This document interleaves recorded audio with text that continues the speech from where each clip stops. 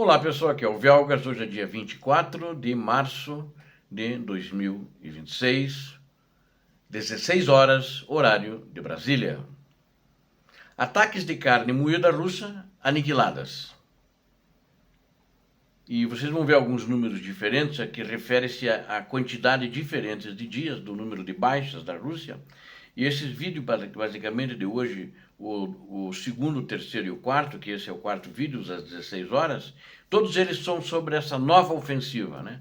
Mas eu estou sempre abordando localidades diferentes dos ataques que aconteceram, foram muito pesados e eles foram repelidos com muitas baixas em todos eles. Então, eles não são repetitivos pelo fato de que eles abordam localidades diferentes, apesar de muitas vezes na mesma província, mas numa frente, num teatro de operações, algumas frentes de batalha, elas não são contínuas, e principalmente quando você tem uma outra cidade um pouco mais distante que os russos também têm como interesse. Então, é assim que foi feito com esse objetivo, mas para dar um panorama do que de fato está acontecendo de uma maneira séria no teatro de operações da nova ofensiva russa que começou agora há uma semana atrás, né? Então, nesse vídeo, vamos revelar o desastre absoluto da nova estratégia da Rússia. A nova estratégia deles, né, que não é nova, é velha, desde o primeiro ano da segunda fase da invasão, da segunda fase, que aconteceu a partir de 24 de fevereiro de 2022, nessa nova fase, eles já tinham táticas de carne moída. E agora também continuam. Então, mesma coisa, é mais do mesmo, né? É o mais do mesmo. Então, vai continuar morrendo muita gente. As baixas russas, daqueles quase 1.300.000, vão rapidamente aumentar e caminhar para 1.400.000, 1.500.000, etc, etc. O comandante em chefe das Forças Armadas da Ucrânia, o Alexander Sirski, que aliás tem feito com muita competência, quero fazer um parênteses aqui, a defesa da Ucrânia, as estratégias que ele está usando, as táticas contra o exército russo, ele está de parabéns. De fato, é um general muito competente. E ele confirmou que em apenas 4 dias, o número de 8.000 refere-se aos 7 primeiros dias, né, que fecharam ontem, 8.000 baixas, né? Agora, o Sirski disse que em 4 dias os russos perderam 6.000. Foram dizimados pela defesa inabalável de Kiev, da Ucrânia, dos soldados ucranianos, nessa região que eu vou citar para vocês.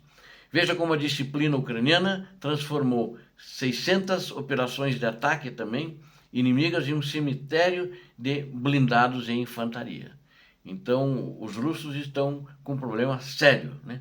E o que peço a vocês que assistam até o final para ver a superioridade das táticas, das estratégias do exército ucraniano, da competência dos seus soldados, dos seus sargentos, dos seus oficiais e do seu comandante do exército e dos seus comandantes, demais generais, comandantes de unidade, né?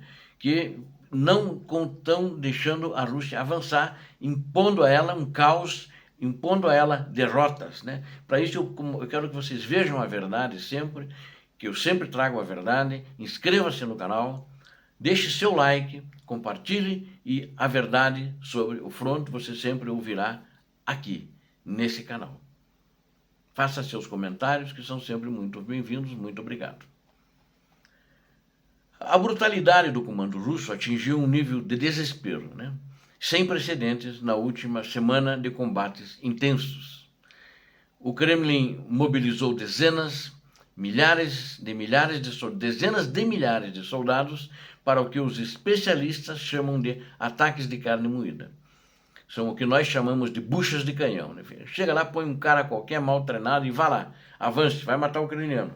E eles não conseguem, eles não chegam a ver os ucranianos. Uma tática suicida, burra, que provou ser um fracasso severo e um fracasso custoso para as tropas do ditador de Moscou, que governa de Moscou todos os 18 milhões de quilômetros quadrados da Rússia.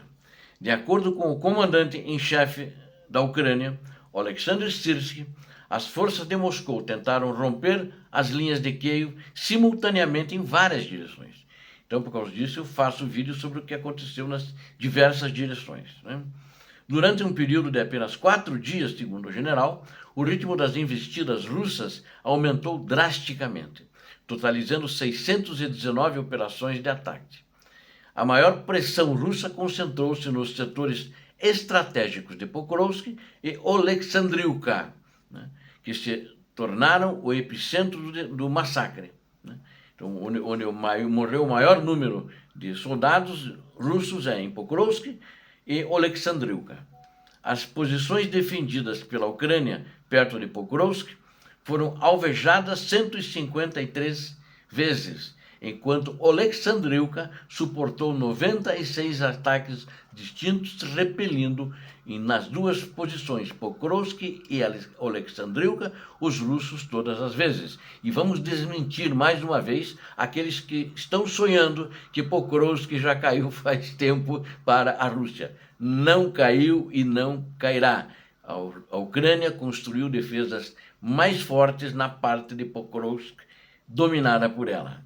Mesmo com essa pressão esmagadora e o uso de reservas substanciais, as forças russas não conseguem romper a muralha ucraniana, porque o principal ataque deles está sendo feito em infantaria a pé, sem nenhuma proteção, né? E sem nenhuma tática, sem nenhuma manobra. É apenas avanço em linha contra a direção das posições ucranianas. Eu digo direção porque eles não chegam a olhar os olhos do soldado, que dizem que o infante é aquele que consegue. Na guerra é o único cara que vê os olhos do inimigo. Eles não veem os olhos dos ucranianos, que são mortos muito antes de chegar, né? Às vezes a 10, a 15 quilômetros, a 5 quilômetros de chegar perto das linhas ucranianas. A resistência ucraniana também em Konstantinivka, o Chernihiv e Kupiansk. O Kupiansk já fica lá em cima, né? Konstantinivka e o Chernihiv fica ali em Donetsk. E Kupiansk fica lá em cima. Mas também eles tentaram atacar, mas não com tanta força como ali na região de Pokrovsk e Oliápole, em Zaporizhia. E ela foi igualmente heróica em todas essas frentes, repelindo mais de 150 confrontos combinados, eles conseguiram repelir. O general Sirski atribui o sucesso da defesa à resposta coordenada, disciplinada, e altamente tecnológica das tropas ucranianas. O custo humano para os russos foi catastrófico. Em apenas 4 dias, nessas localidades que eu falei aqui para vocês, né, Kupiansk, Orechniki, Konstantinivka e Oleksandriivka, né, eles perderam ali 6.000 baixas. Eles tiveram, entre mortos e feridos, 6.000. Feridos graves. Basicamente, a maioria são mutilados. Se analisarmos o período semanal, aquilo que eu já falei para vocês, alguns dias a mais, né? Alguns dias a mais, a marca impressionante, eu quero repetir para não confundir os dois vídeos, né? E as regiões atacadas são diferentes. Eles perderam 8.000 em 6 dias, em 7 dias, perdão. E esses em apenas 6.000, né? A estratégia de lançar massas de infantaria contra as posições fortificadas está drenando o que resta do exército russo. Ele vai ficar sem exército ali, na realidade, vão estar fugindo para a Rússia de volta, se arrastando, não vão ter nem viaturas para ir embora da Ucrânia mais. As unidades russas sobreviventes foram forçadas a fazer uma pausa operacional humilhante para tentar uma reorganização em meio ao caos. O Kremlin agora tenta reforçar suas posições com novas unidades, esperando que o mau tempo limite a vigilância aérea e os drones ucranianos. No entanto, o comando ucraniano agiu de forma muito preventiva. Ele reforçou a linha de frente com armamentos e suprimentos adicionais antes da escalada. Antes de começar, ele previu que ia acontecer, a época que ia acontecer o início dessa ofensiva. Então, a determinação e a resistência dos soldados ucranianos, em condições extremas, provaram que a superioridade no campo de batalha é ucraniana. Há 4 anos desde o início dessa segunda fase em grande escala da invasão russa contra a Ucrânia, a primeira foi em 2014, quero frisar novamente, quando eles entraram inesperadamente, de surpresa, na região de na península da Crimeia, digo, e na região do Donbass, que eram as províncias de Donetsk e também a província de Lugansk. Então isso, a Ucrânia demonstra que a inteligência e a coragem superam a força bruta e o desrespeito, o desprezo pela vida que os russos têm dos seus próprios militares, dos seus próprios soldados, principalmente. Em diversas áreas do teatro de operações, as tropas da Ucrânia já recuperaram a iniciativa e estão conduzindo ainda operações ofensivas ativas com extremo sucesso. Em Pokrovsk, que é a área mais pesada, ainda não. Mas em outras regiões, como mais ao nordeste, sim. Né? O esforço contínuo para retomar cada centímetro de território ocupado segue firme, apoiado por decisões de comando precisas e letais. Cada ataque de carne moída repelido é uma prova de que o exército russo está sendo moído pela falta de competência militar dos seus generais, mas ele está sendo moído pela competência militar e liderança competente de uma nação que luta por sua liberdade, por sua soberania. As perdas em equipamentos e sistemas de armas russos também são significativas, deixando os russos cada vez mais vulneráveis e desprotegidos. A soberania da Ucrânia é defendida com sangue e aço, enquanto Moscou só tem a oferecer o sacrifício inútil de seus próprios cidadãos, que ele chama de soldados, mas que não tem um treinamento forte, um treinamento básico de poucas semanas. A vitória final da Ucrânia está sendo construída sobre o fracasso retumbante de cada ofensiva do exército criminoso comandado pelo seu ditador e pelo Kremlin. Para concluirmos, os números não mentem. 6.000 russos caídos em 4 dias mostram que a tática de carne moída é o atestado de óbito do exército russo.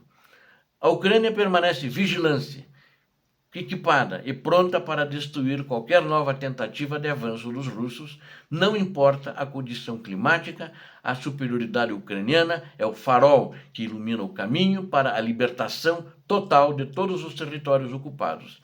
Fique conosco, fique comigo nos próximos episódios. Vamos acompanhar juntos aqui no canal a derrocada russa e o triunfo imparável da Ucrânia na defesa de sua terra e de seu povo. Eu conto com vocês. Muito obrigado. Deus abençoe a todos vocês. Deus abençoe a Ucrânia. Deus abençoe o Brasil. Paz e bem, paz para toda a humanidade.